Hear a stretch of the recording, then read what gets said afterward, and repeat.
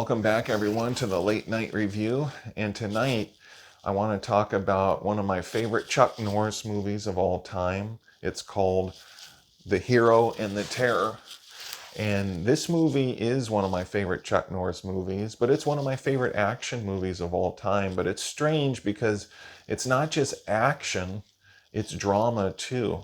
Chuck Norris plays a police officer, and he's after a serial killer. In here, the serial killer is played by Jack O'Halloran. Jack O'Halloran, I've talked about him on the channel before when I did my Superman 2 review. He was Non in Superman 2, and he does a really good job in here as a serial killer. But he doesn't play a normal serial killer. This movie here has some parts in it that are similar to other movies. It's kind of action slash Friday the 13th. He plays a serial killer that it's not a very realistic movie, but it's fun, it's entertaining. Certain parts are serious, certain parts are dramatic and sad, certain parts are disturbing, certain parts are interesting and fun. So it's a combination of Chuck Norris action martial arts, but with drama, and then the serial killer played by Jack O'Halloran. He plays a psychopathic serial killer who is he's not only mentally deranged, but he almost has the mind of a child, but he's very brutal. He's a serial killer that is something from a horror movie, a movie that's kind of like Friday the 13th or Halloween, movies like that. It's not like your realistic, true to life stories like with Ted Bundy movies or movies about serial killers from real life. It's fantasy, horror, action, drama. It's a fun movie. It's one of my favorite Chuck Norris movies. I was taken to a theater to see it when I was a kid, so I do have a lot of nostalgia for it. The score in here is good. The action is good. I think the action is at a pretty good pace, but it's a little slow in terms of the martial arts. In terms of Chuck Norris fighting people, it's slow in that regard, but it's a decent pace when it comes to certain scenes where the serial killer is taking people out. There's certain kills in here that are timed pretty well. So it's not a slow paced movie in totality, but if you're watching it for just martial arts, it's going to be slow, but it's entertaining. It's fun.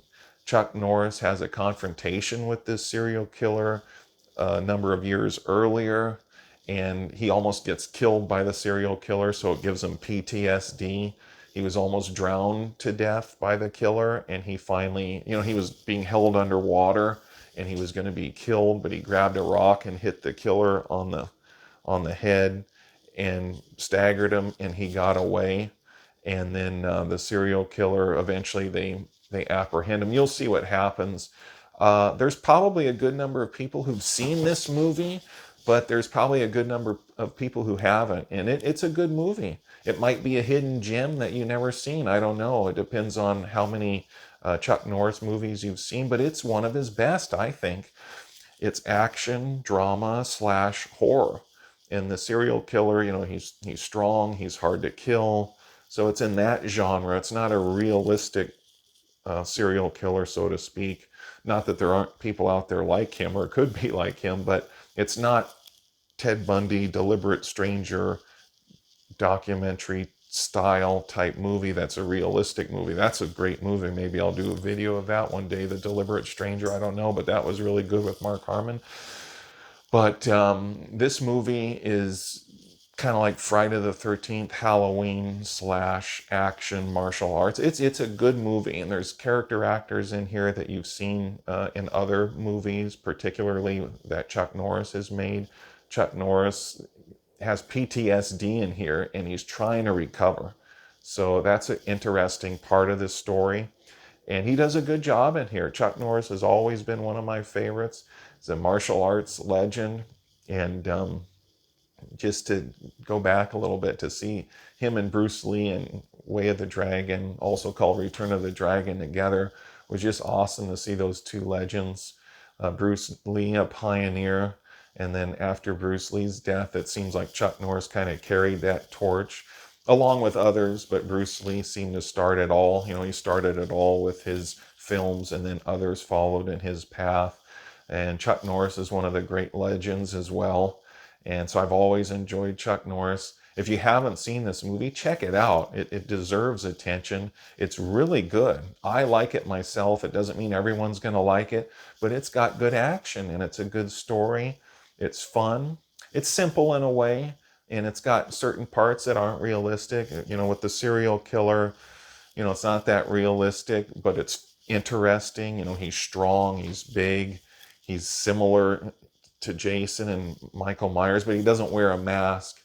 He kind of walks like Frankenstein, and Chuck Norris has to hunt him down again. They're not even sure if he's alive. At the beginning of the movie, he steals a truck and escapes from the prison that he's in, or this facility that he's in, and he gets in an accident and falls off this mountain into the river below, and he's kind of presumed dead, but they never found his body. And then serial killings start taking place around certain areas where he had killed before, and Chuck Norris starts to think he is maybe alive, and it sets up a good confrontation between him and the serial killer at the end. Chuck Norris against Jack O'Halloran, who plays the serial killer, and then Chuck Norris gets to use his martial arts. It's an exciting movie. It's fun.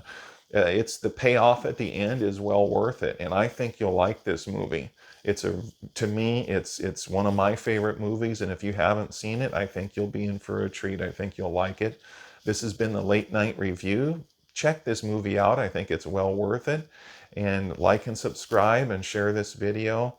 And good night, everybody.